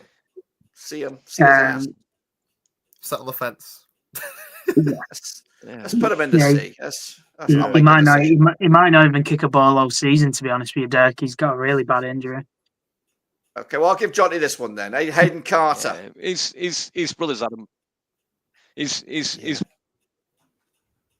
I was going to say Scott Wharton is brother of Adam Wharton, so clearly just straight into the A quality. But Gold dust. No, Hayden Carter. I think he's going to struggle to get back into the team. I have nothing against him.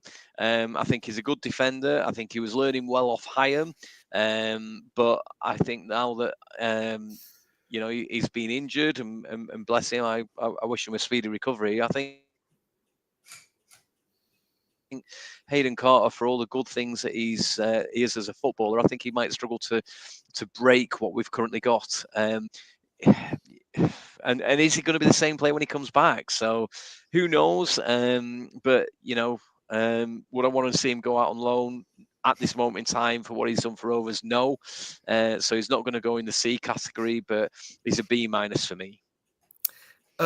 Just a quick one on Hayden Carter. I feel like he will be in a similar position to in the League One season when we had Darrell Lenihan who got injured. So we had Charlie Mulgrew, Darrell Lenihan, and then that season we had Paul Downing. I think Paul Downing's very much the Danny Bat right now. So as much we never know what he's going to be like when he comes back, but I feel like as soon as Hayden Carter's fit, he's straight back in that side just for his age.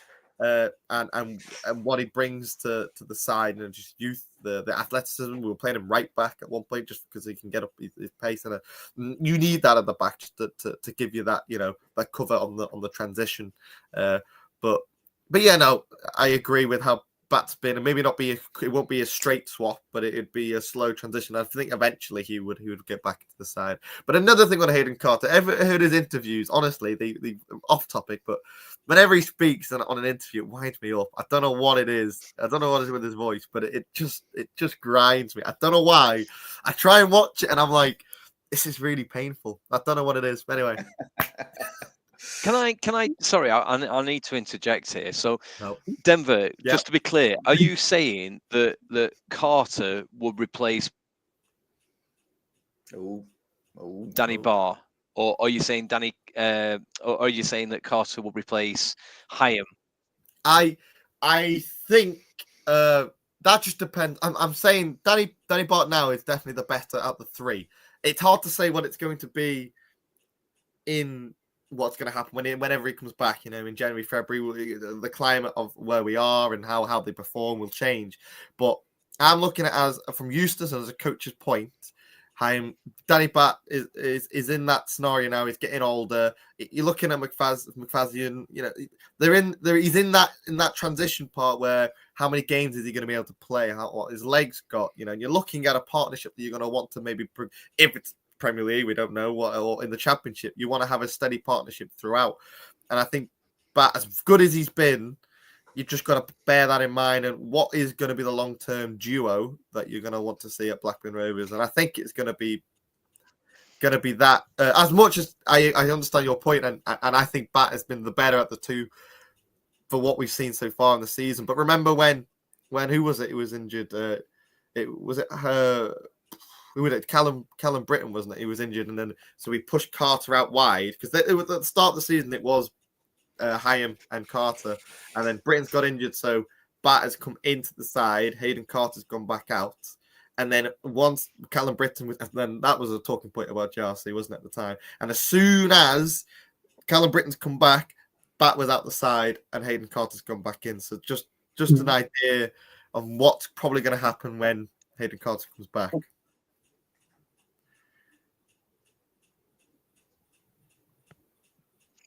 Yeah, I just, for me personally, I used to subscribe to it, but I don't anymore. I don't subscribe to the long term and the future and all of this because, football for me now is far too hollow. You've got to play in the here and now. If the two central defenders are working exactly how they should be, stick with them. Do you know what I mean? And as much as I like Hayden Carter and things like that, at the end of the day, you know what I mean? It's the stats are there for everybody to see.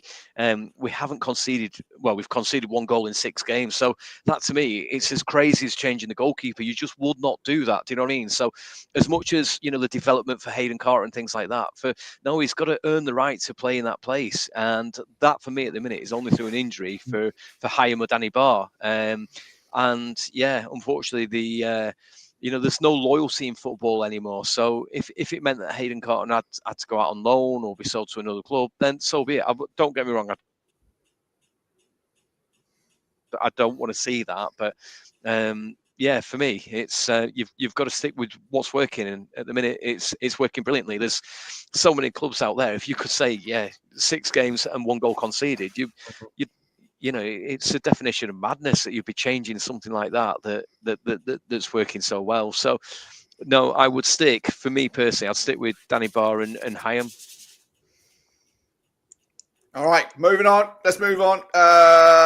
Jacob, let's go for the low knee specialist. Definitely an A. Yeah, wow, what an impact he's made. And, you know, despite getting sent off at Preston, I still don't think he's had a bad game in a Rovers shirt, I'll be honest with you. Yeah, just wow. If we went up, we'd have to buy him. And yeah, I've already fallen in love with him yet again, another loan player to fall in love with. But, you know, the fact that he's been that good. We're literally playing him on the left wing when he's a left back, and you know he bangs in a goal yesterday.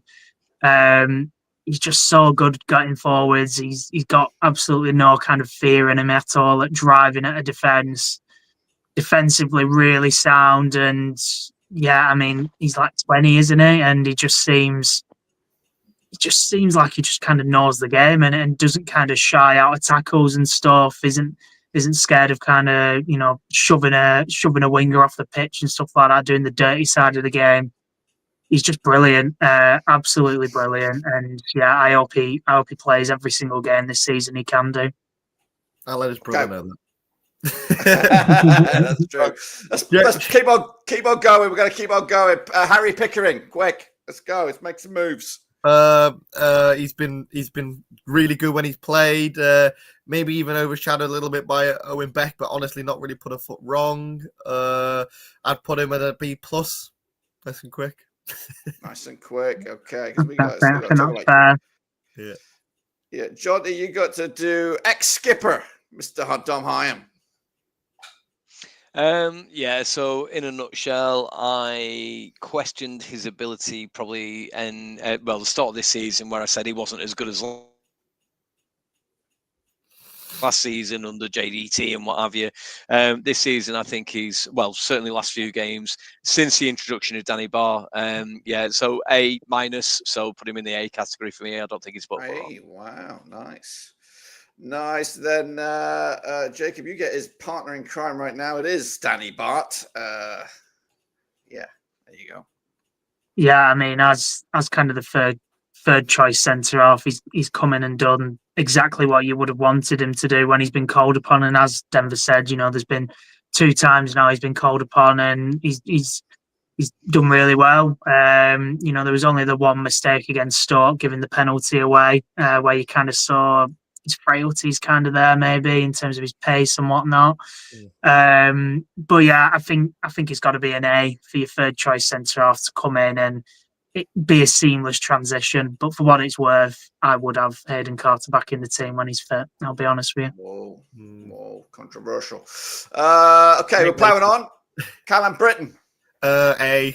I think he's been he's been phenomenal when he's in the side. Yes, he's made a few mistakes here and there, but there's a reason why JRC can't get anywhere near the squad when he's in the side.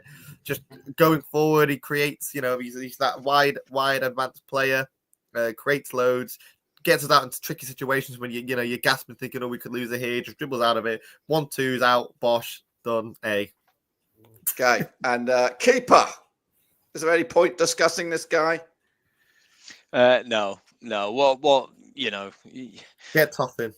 There's nothing bad to say about him. He's absolutely categoric A. You know, there's question marks. Rightfully so before the start of the season.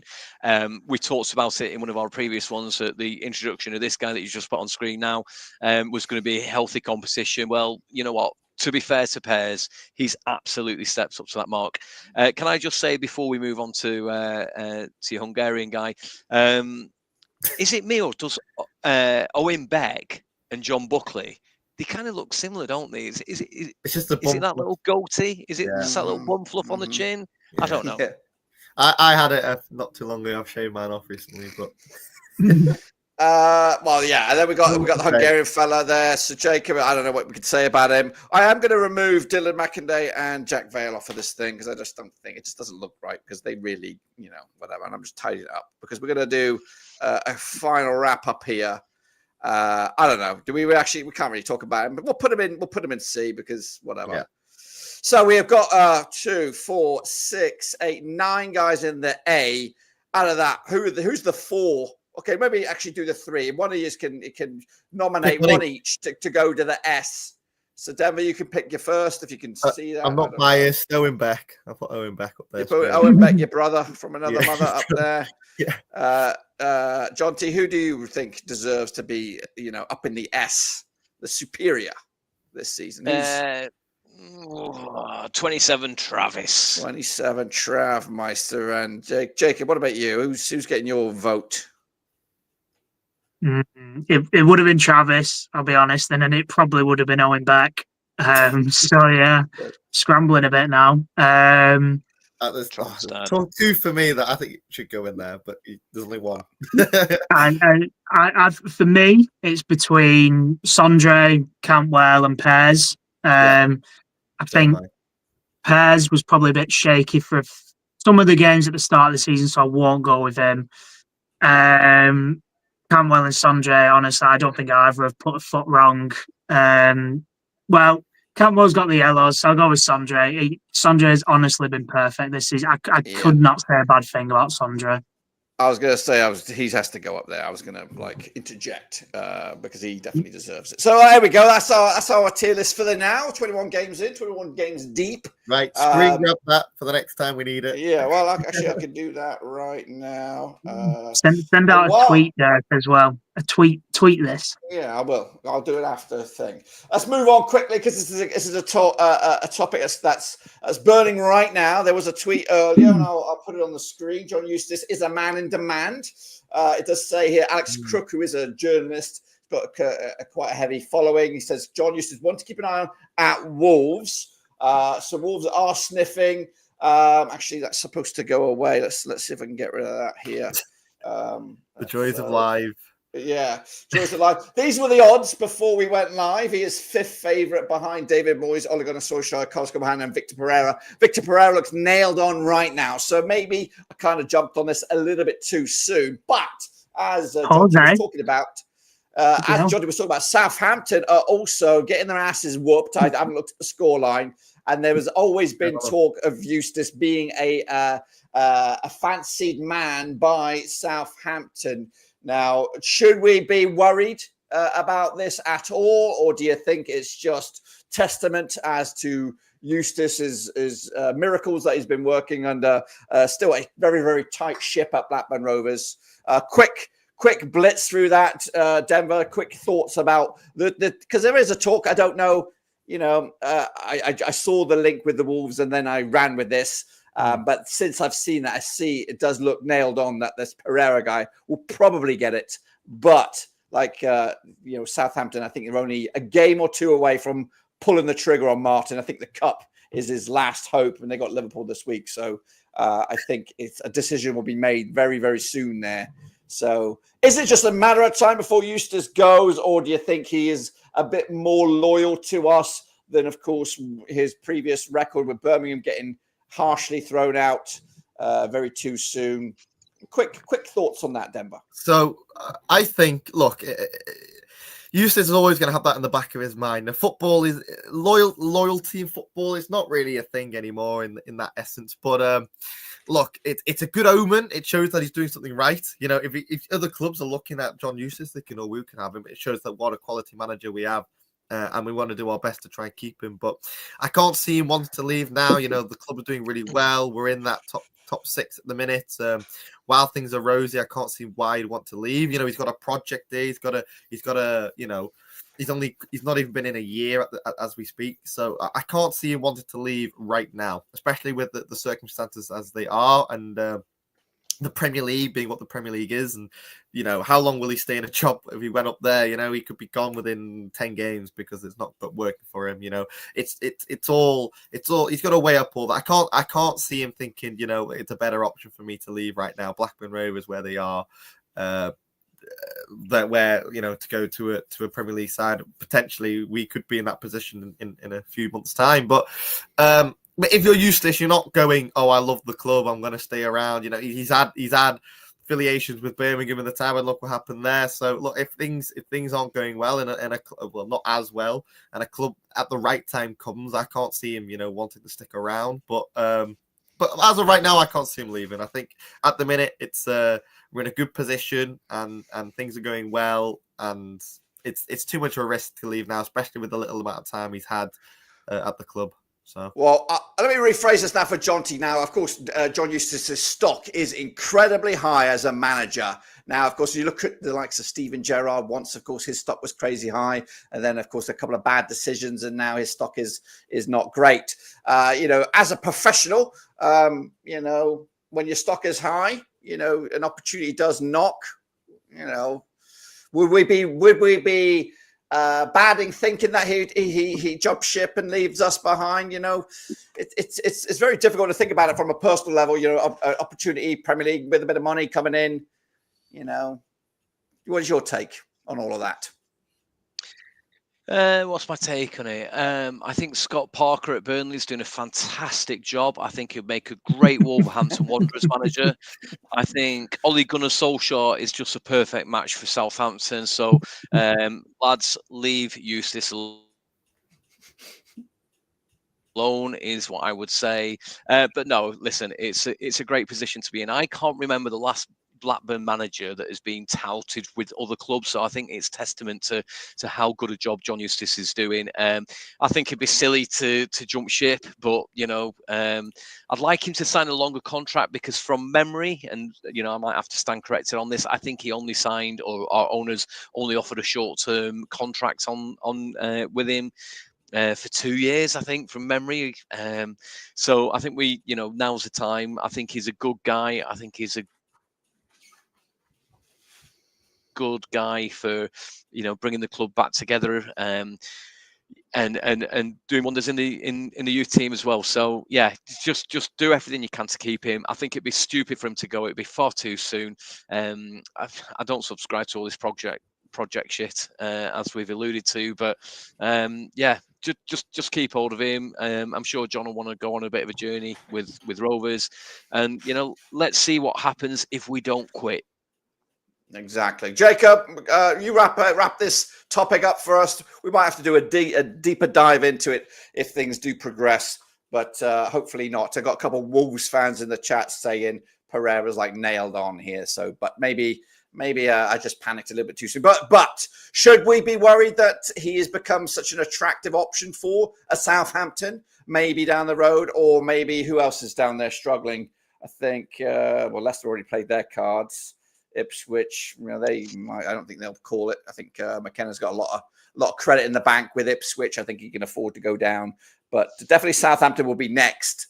So Wolves might be sort of the calm before the storm, because Eustace's name was linked with Southampton a long time ago, and it probably will get linked again should that go. So yeah, what do you think about the Eustace aura right now? And it's not gonna go away. I don't think these talks or links. I think John T was quick to forget that John Doe was actually linked with Feyenoord, I believe, but trust him to kind of forget that. But yeah, in terms of Eustace, I'd be shocked. I'd be really shocked if he left. Southampton look like they're only heading one way, and it kind of smacks me of Nathan Jones going in there to try and save the day and did anything but and made an absolute fool of himself. I think Eustace is the type of guy that would want, a bit of stability. Obviously came in and saved us in the Championship, but his first Premier League job being going into, kind of a sinking ship like Southampton like that, I think you're wanting someone with, way more experience and way more experience in the Premier League. You're thinking maybe a Sam Allardyce, chucking that out there, or someone of that kind of nature. I think if Eustace is going to succeed in the Premier League, it would be by laying the foundations, as he is at Blackburn Rovers, recognising that at this moment in time, he is a Championship manager. I think it'd be foolish to try and even, give it a crack in the Premier League, entering Southampton when they're only going to end up in the Championship anyway. So, stick it out with us.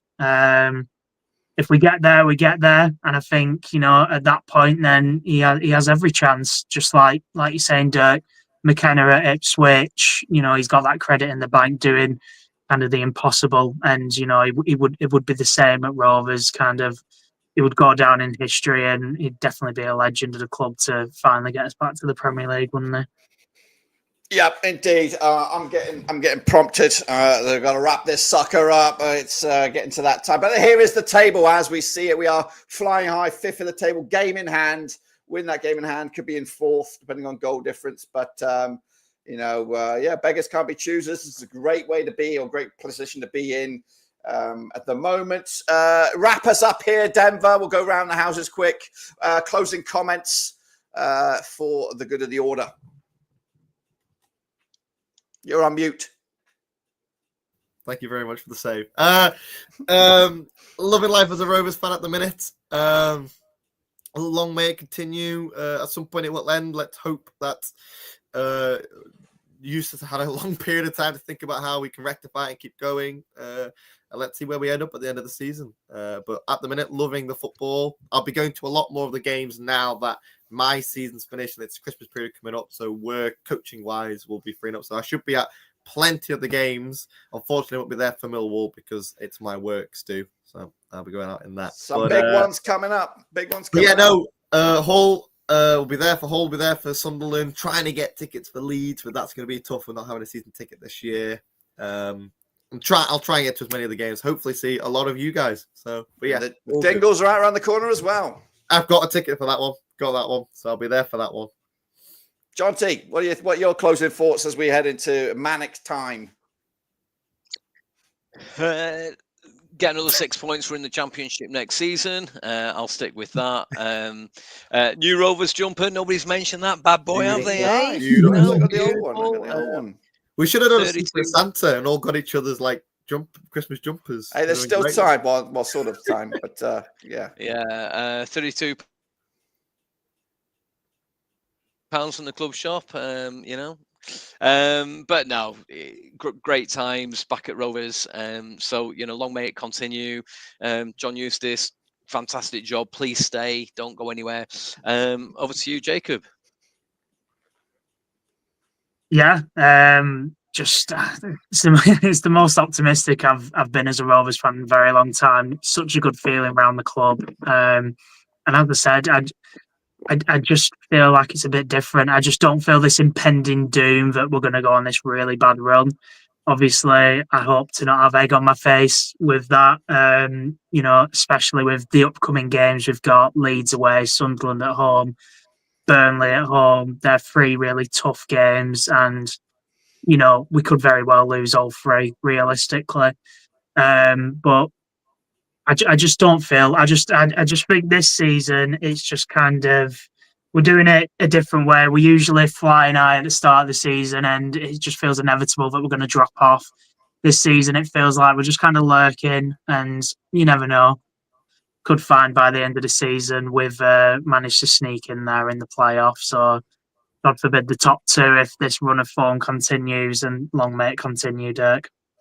Yes, well, I appreciate all you guys stopping here for today. We'll be back next week, another podcast. We'll be back. We won't be live. It'll be a little bit something special next week. So look forward to do that. So lots of more podcasts in this in some sort of nature over the next couple of weeks as we end into the Christmas period and of course New Year. And yeah, fingers crossed. Eustace is still here in 2025, and our form continues. So on that note, I'll see you all later. Appreciate it, and the guys in the chat appreciate it. This has been the Rovers Ramble. We're out. I'll catch you all later. I got to start cooking. Love you all. Bye. See You guys are great.